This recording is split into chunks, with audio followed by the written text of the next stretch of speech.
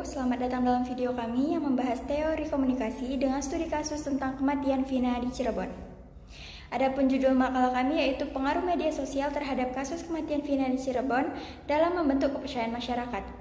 Rumusan masalahnya ada 3. Yang pertama, bagaimana media membentuk persepsi publik melalui agenda setting. Yang kedua, bagaimana fungsi-fungsi pers diterapkan dalam penyajian isu Vina. Dan yang ketiga, bagaimana teori peluru ajaib menjelaskan dampak informasi terhadap opini publik. Tujuan penelitian kami untuk mengetahui peran media sosial dalam menyebarkan informasi, membentuk opini publik, dan membentuk kepercayaan terhadap institusi hukum. Kami menggunakan 3 teori utama. Yang pertama adalah teori agenda setting oleh MC Combs dan Shaw.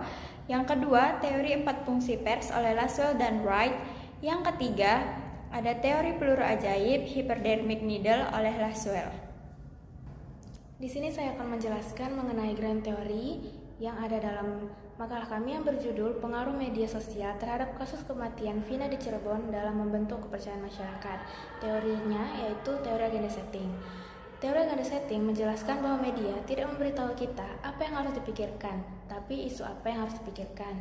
Dalam konteks kasus Vina, media sosial menjadi pusat penyebaran informasi dan membuat isu ini menjadi perhatian nasional.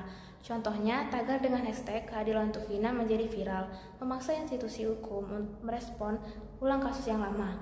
Konsep teorinya, media sosial sebagai penentu agenda publik dan algoritma media sosial memperbesar isu tertentu.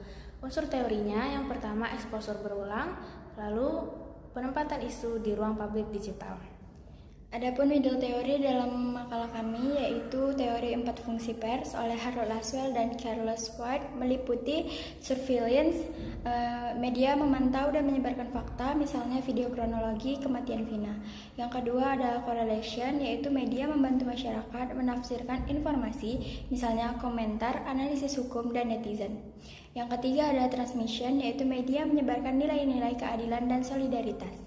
Yang keempat ada entertainment. Media menyajikan isu melalui podcast, TikTok, dan YouTube investigasi.